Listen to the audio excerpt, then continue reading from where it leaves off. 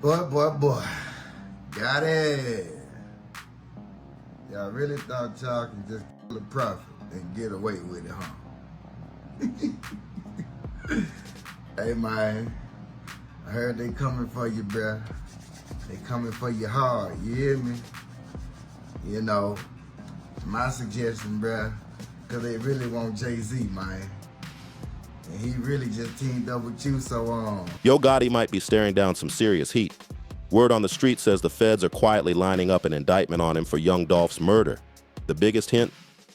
It's spilling straight out of the courtroom, where Hernandez Govan's trial is about to flip the whole game upside down. Some are convinced Govan already cut a deal, maybe even pointing straight at Yo Gotti and his brother Big Jook, who just so happened to turn up dead right after those whispers started.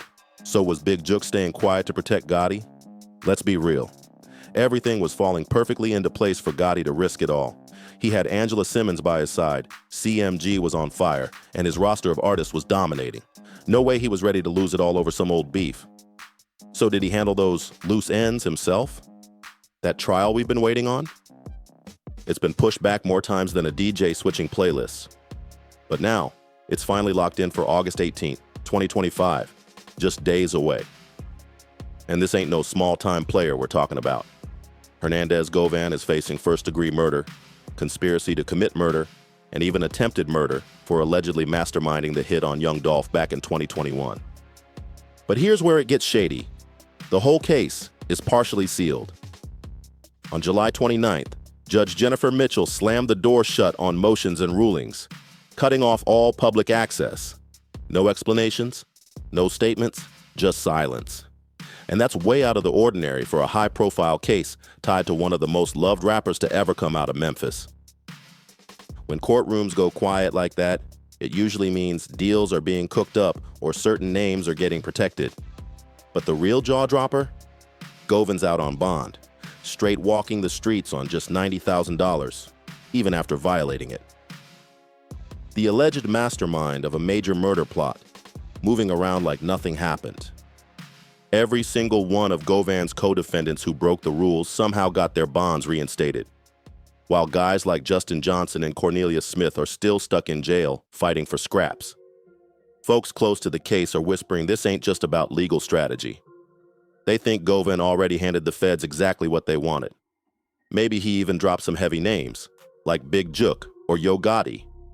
And when you look at the timing, sealed files, bond magically reinstated, and a trial about to kick off with the main witness roaming free, it doesn't just seem odd, it screams strategy. This trial could blow the Young Dolph case wide open like we haven't seen since 2021.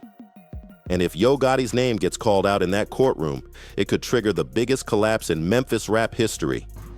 he can buy him some time, man. See what I'm saying? I want to know what you gonna do, bruh. You gonna take him down or what? You see what I'm saying?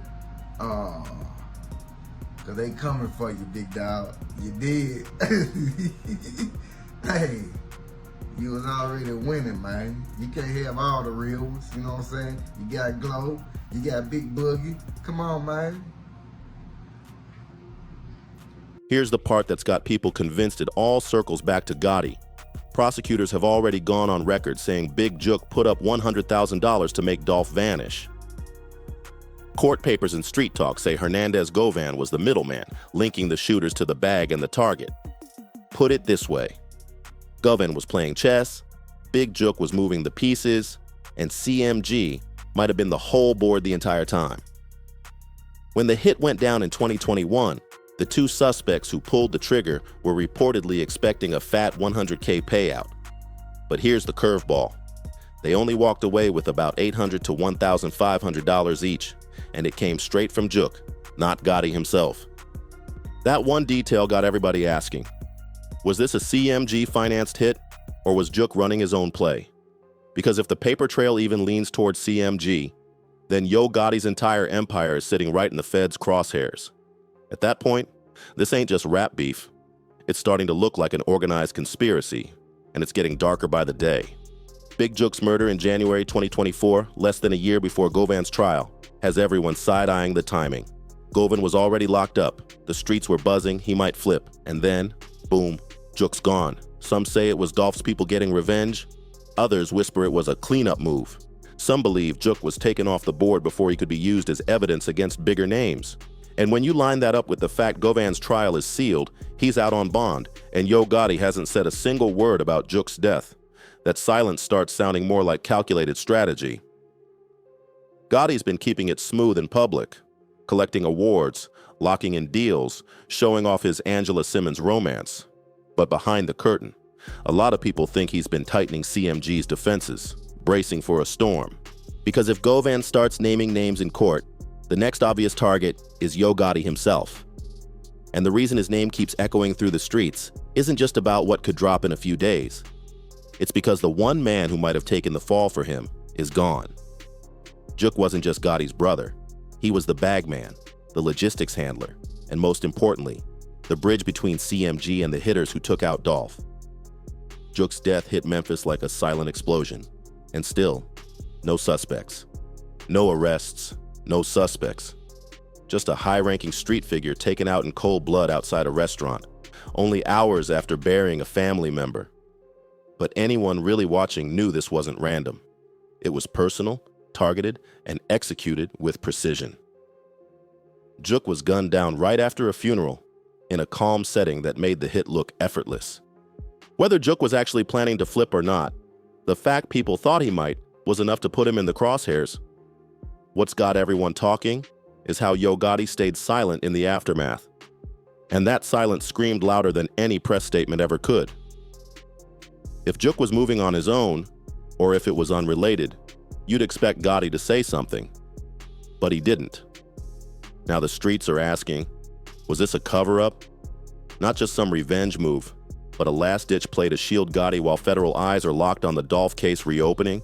Taking Jook out might have given Gotti just enough breathing room to get his legal moves in order.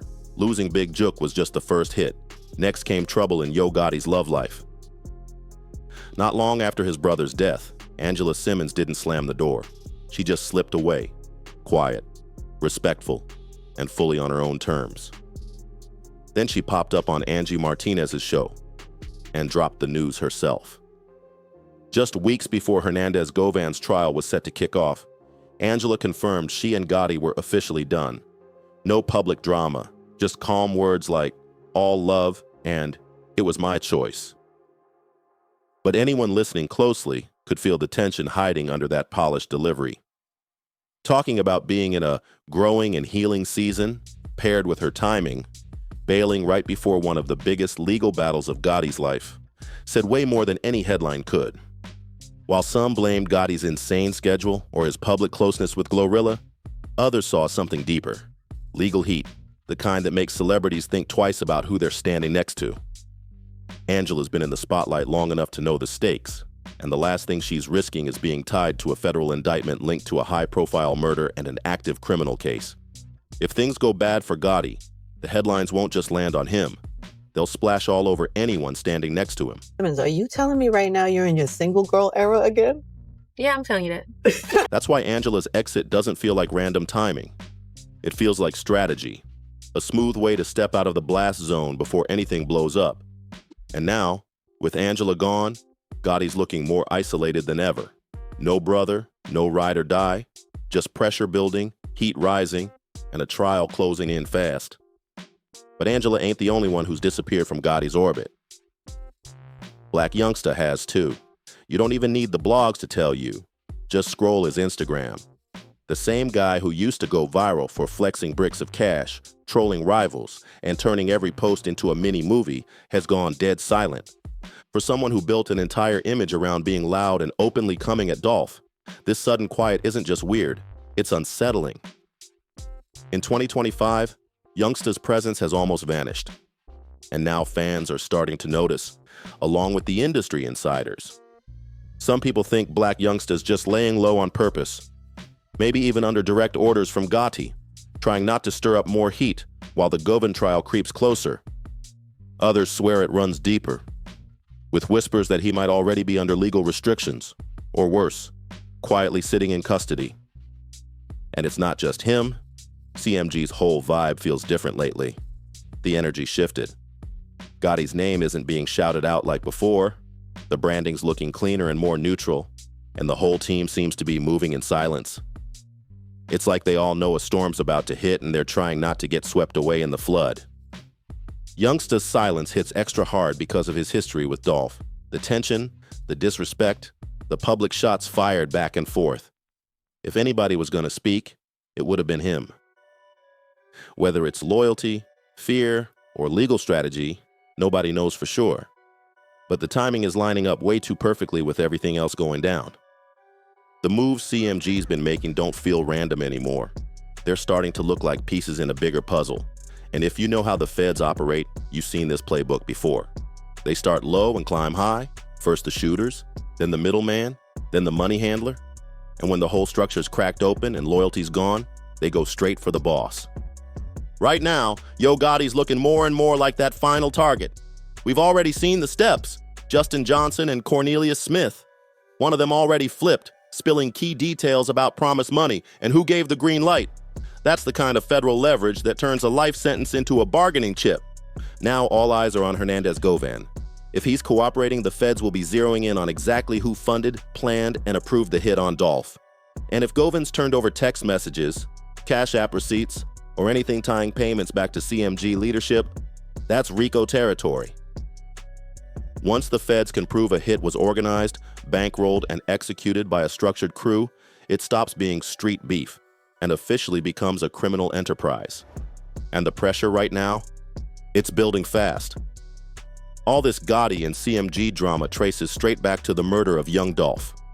Gunned down in broad daylight at Makita's homemade butter cookies in 2021.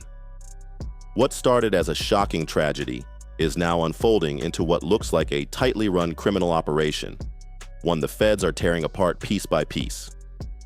If prosecutors can connect every dot, this stops being a local murder case and becomes a full-blown RICO case, targeting everyone from the trigger men to the top executives. And if that day comes, Yo Gotti's name won't just get mentioned. It'll be front and center in bold print. No indictments dropped yet, but Gotti's moves already match someone bracing for one. He's not just quiet on social media, he's straight up making himself invisible. This is the same man who once wore the crown as the face of Memphis, from red carpets to Rolling Loud, now moving in the shadows. That kind of retreat doesn't happen unless there are serious legal moves in play. Gotti's inner circle is already crumbling. Jook was executed in broad daylight just as whispers about cooperation started swirling. Black Youngsta vanished with no explanation, and Angela walked away just weeks before Govan's trial date got locked in. These exits don't look random. They look like fallout. Here's where it turns dangerous for Gotti. Cornelius has already testified that Big Jook promised $100,000 to make Dolph disappear, with Govan acting as the go-between. But the promised cash was never fully paid.